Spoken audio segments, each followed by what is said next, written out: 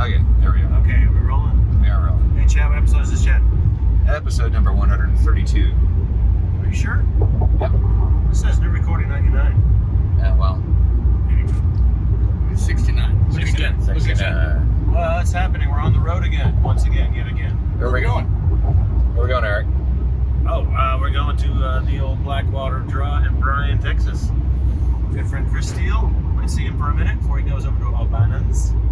Albana's Tap House. Tap House. Are you kidding me? We're playing there in a few weeks as well. We are, yeah, sorry. Anniversary. And O anniversary. And theirs. With the old Blaggards. That's right. Ashram. What else is new? Traffic? Any traffic out here? Let's see. Traffic? No. Look. Do the phone flipping thing so we can see the traffic. Nope. It's not too bad. It's only 4 o'clock, so it's not terrible. Why am I doing all the fucking talking? Keep going. Keep going. This is cool. I got nothing. Oh, there you go. Yeah. So by the time this episode comes out, I think we will have announced the vinyl pre-orders. Or at least information on when and where that's going to be. I like the sound of that. We will be accepting pre-orders on site at the CD release party this weekend at the Continental Club in Houston. Saturday night. Saturday night. So, and there's an exclusive deal we got. If you sign up for the pre-order at the show, there's a limited edition poster designed by Vicente, the fellow who designed the album cover himself. Who will, well, it's a secret. It's a secret. He will be there to sign the posters, as we will as well. But you will get this exclusive poster handed to you. Fuck that guy. It's a little bit of road rage here. You'll be able to get this exclusive poster that day. As far as the vinyl itself, will take another couple months probably before we have it in hand. But anyway, yeah. So we're finally ready to move on that. It's something to look forward to, kids. Yes. Can't wait. So the CD release party is Saturday, August 21st at the Continental Club. Yep. With Jeffrey Aloysius Duncan On the fiddle. And maybe a few other guest artists. guests, We don't yeah. know. We don't know. Could be, could be the ghost of Michael Jackson shows up, that skinny fuck. But I know that I'll be there, Chad will be there, Patrick will be there. Great, wonderful staff at the Continental Club served him cold drinks. And tickets are still available, I believe. Yeah. Online and at the door. Yeah, so today, Tuesday, I would go today and get your tickets because there is a chance that this thing might sell out, and they are going to shut the doors when it gets capacity. It's going well right now. So Tuesday, Wednesday, you got a couple of days, but I would get them now and make sure that you're in there. What did you tell? What? Did you hear any of that? Did anybody hear any of that, what we just said? Because the phone is upside down. I have my finger over the hole. Oh, again. No, not that hole. Oh, Yeah. oh. We'll start again.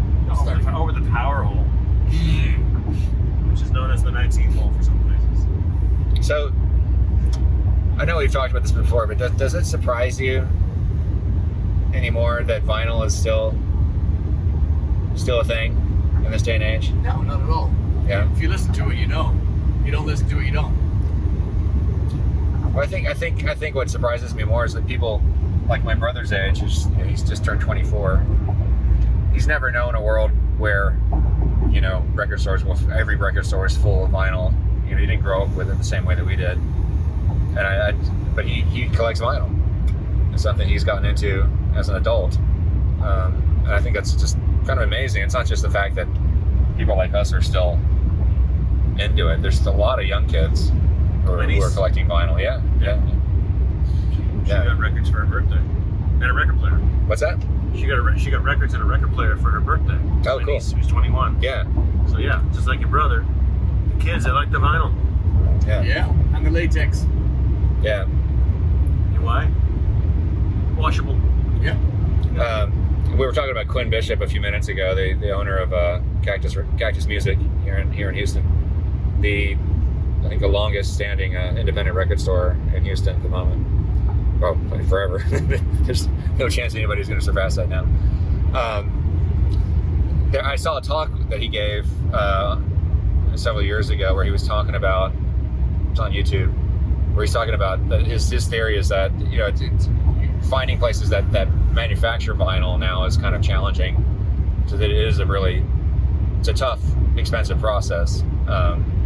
Maintaining the machines, not just crushing the records themselves, but maintaining these old machines is an endeavor unto itself. But his theory is like we probably, you know, there's a certain amount of people who buy vinyl now. We might even have more people buying them if it was easier to print them. You know, it's sort of this catch-22 thing that production, I think, went down initially because sales went down, but now that sales are going up again, it's kind of hard to beat the demand, I guess. Well, they didn't make vinyl for the longest time, did they? Did they physically stop making it? I don't know if it ever completely stopped altogether. Did it? I don't know. I'm actually... Yeah, I don't know. I don't think so. But there are a lot of record plants that shut down. You know, I guess between now and by the late '80s or something, whenever this started. Yeah, when I used to go visit record shops, I would see the vinyl still in there, but I can't recall if there was any new ones. Yeah. Or if it was just all the old stuff. But Cactus has the best. Cactus, of course, it's SIGs, but they have the largest selection of vinyl. Yeah. And so that's not only is our record in there, but we're going to have our vinyl in there. If we're only doing a limited run of these vinyl records as well, so. Yeah, that's why it's important you pre-order it as soon as you can. Yep. We don't know how long they're going to last. When they're gone, people. That's right. Be dialing 1-800-Blaggards. 1-900-Blaggards if you want to get saucy. Yeah, I was just in Cactus the other day, and their vinyl, they had that whole separate room called the Record Ranch, which was dedicated to vinyl. It's now like creeping into the other half of the store because they don't have enough room. That's why Thomas at SIGs kind of did away with CDs. Yeah. It's mostly 90% probably records in the store now. Yeah. Downstairs and upstairs. Yeah. There's a demand for them, and people are digging it. Yeah. I really can't put my finger on that why, but. Well, it sounds great. You know, we listened to the test that they'd sent us for our CD, or excuse me, our record. Yeah. And it was the quality is just so much. It's so different. Yeah, it's completely different. But it's so warm, and it's still. Somebody said the other day, they said, "But doesn't it crackle and hiss a little bit?" Yeah, but it's still part of the experience. And of course, a lot of nostalgia in there. Also, old people. Clean your needle. Is this another show? No, that's the. Oh, this vinyl. Yeah, I got you. vinyl. I get you. Yeah, clean your needle. I get you. Hissing and scratching. Was there a period from the late '80s up until now that you had stopped buying vinyl and then started again? Can you remember? Yeah, when CDs basically came in full force, I just started buying CDs. Yeah. Joined the Columbia House CD Club, and the rest is history. Yeah, I left all mine in Ireland, and my mother kept them, thankfully, and sent them over with people eventually. Get this shit out of here, and so I was lucky to get a lot of them back. But there was no way. I didn't even have a record player until 3 birthdays ago. I got one for my birthday, and it's just such a wonderful listening experience. Mm-hmm. It's Yeah. true. I remember I stopped buying them when it was in the late '80s, and they stopped putting a lot of effort into the packaging at that point because they were trying to get people to buy the CDs, which of course were more expensive. So like you buy a new album, and there would be no liner notes, no lyrics or anything. It'd just be like a plain white sleeve when you opened it up, while the CD would come with a whole booklet and everything. And I started getting annoyed with that. That's when I stopped actually buying vinyl back then. But I remember being surprised. The reason why I was still buying vinyl at that point is because I didn't have a CD player. But when vinyl started having a resurgence, which probably started in the late '90s, I remember seeing it in the stores again, and I remember being surprised, because to me at the time when CDs first came in, it was cool to me, like having a medium that you didn't have to worry about getting scratched quite as much. It was a little harder to skip the record, if you're listening to it and dancing around or whatever, or in the car. Obviously you couldn't listen to LPs in the car. We just skip the CD. Yeah. So I remember thinking at first, like, what? Why are we going back to vinyl again? But of course, I understand now. But it's kind of incredible to me that at first what seemed to be kind of a kitschy, like a fad, retro kind of sentimental thing, is now completely taken on a life of its own, as we're saying, with kids who didn't even grow up with it. So clearly, it's got something more to it than. Well, and for older folks like us, if we had bought a record on. Oh shit! Oh shit! Here we go. Are you okay? Yeah. Crazy. You bought a record on CD, and now you see the reissue on vinyl. You're like, well, I guess I'll go buy that, like I did when we were in Omaha. I went out. I have that Matthew Sweet CD, but I bought the vinyl record as well. So yeah, we're double dipping over there at Zoo Entertainment. That's okay. Yeah, it's nice to hear the difference. It's nice to hear the comparison. And the other thing that's nice about being on the road like that is you're able to take all this shit home when you fly. There's no, everything that you get, you've got to keep your luggage small and your thing. It's just, throw it in the van. We got room. Exactly. Like that. So so this is back to present day. This is now, we're going back in time to a time they call Friday. Blackwater Draw Day. Do you have any rituals? Do you have anything that you have to do before a show? Besides shower and the usual stuff. Eric? I always set up the same way. Like it all starts the same way, and sometimes I feel weird if I do it differently. I don't feel weird. It doesn't affect the show, but I mean, I even asked my drummer friends. I go, "Is it more ritual or is it more sort of, or something like, fuck, that's the word I want. Come back to me later, I'll think of it. Yeah. Chad? Are we talking about as we're setting up at the show, or just anything in the routine? The show. Yeah. I mean, obviously, all the things, just making sure I've got everything in place. I've established a routine now where I don't, I have like 2 sets of cables. And I try to be really good about making sure my microphone goes back in my gig bag. If I have to take it out for some reason during the week, charging my in-ears, which I usually do the night before the show, that type of thing. Right. Shower, shave, all that kind of stuff.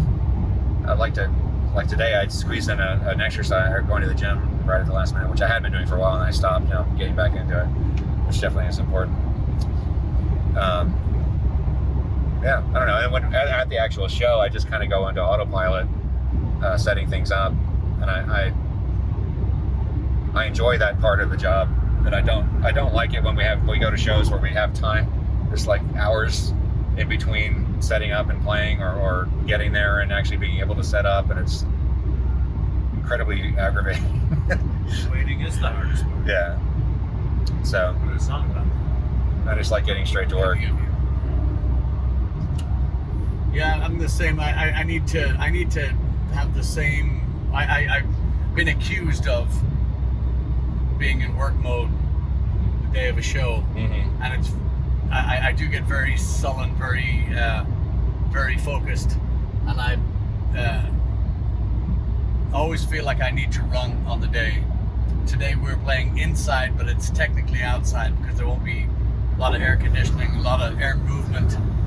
Well, we'll be pushing a lot of air, but so yeah, it's difficult for me not to run on a day like today, even though we will be technically outside in the 95-ish degree heat. But like once we get to the show, it's game on. I do like the ritual of setting up and clearing having the stage set nice, so it's not you're not tripping over stuff. And, Yeah. we rehearsed this past week, which is unusual for us, and we created a new scene on our digital board, meaning we're essentially starting from zero tonight when we go to the club. So we're going to go in there with it's going to be interesting to hear the difference in sound Yeah. now. So we just the last setting, the last board settings seem to have got very washed out. Mm-hmm. Everything, every channel, everybody's microphone, everybody's amplifier, everybody's sound was just getting washy, blurrier. You know, there was no definition. Yeah. So we started it again to kind of zero out the board and to start again with a clean slate. That's essentially exactly what we So did. tonight we're gonna have a very interesting. We'll see what happens. The board is getting tired of our bullshit. I think so. It's getting bored with us. We can fix it. And for those of you who don't know what we're talking about, when we talk about zeroing out the board, it means that we're setting the EQ and levels, everything, volume levels, EQ meaning treble, mid-range, low range, bass frequencies and stuff, back to their default settings, which is usually right at noon on the dial. And so, and the volume kind of down. If every track has its own fader. So we've been kind of working off the same scene. This is a digital board where you can save different. It's as if you have like multiple different soundboards with different settings. You can save it in different positions. So theoretically, you could have a different scene for every single venue you go to. But that was kind of what we intended to do when we first started using this board, but it didn't actually. It turned out to be quite necessary to have that many different scenes, and it's also makes it kind of confusing too. So we've wound up using the same scene that we just keep tweaking every time. So we had our board was basically had just piles and piles of incremental changes that we didn't remember making from one night to the next, whether it be EQ or like impression, sometimes a noise gate or a reverb, all these different things. So there was an immediate difference when Patrick and I zeroed out the board last night, and it was immediately noticeable how much clearer everything was, and punchier too. So we worked on our vocals a little bit, and then our guitar and bass after that. So we're not done. We're going to have to do a little bit more tweaking today before the show, but it'll be educational. Excellent. And as far as tonight goes, so tonight's our last. Tonight and tomorrow are our last nights for a while with our sound, because we'll be at the Continental Club for the CD release party on August 21st. Yes. But so then I think are we down to Woody's after that? After. Woody's? Yeah. Huh? Yep, that's right. Well, good. So what we're gonna do is I'm going to take the gear apart and give it a little enema. So then we'll take it back down so we'll probably load, we'll stack the gear after the Humble show, and then we'll take it down for the Woodies down to the beach. Sure. So there is going to be noticeable difference, and we've been adding some new songs to the repertoire, and so hopefully you come out and see them, because I think they sound pretty good. Looking forward to hearing what you think about them. Exactly. All right. So there you have it. vinyl, CD release, posters, R. Kelly.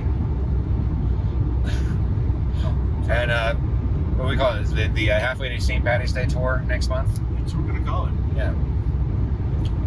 St. September. Patty's Day tour starting on September 16th Yep. in Dallas, fucking Texas. Yes. Just added a new date in Canton, Ohio. And get all the tour dates out, send everybody real quick, Yeah. and start making your plans to come and see us. Yeah. Tell your friends. Wherever we go. Yeah. Here we go. Don't go change it. All right.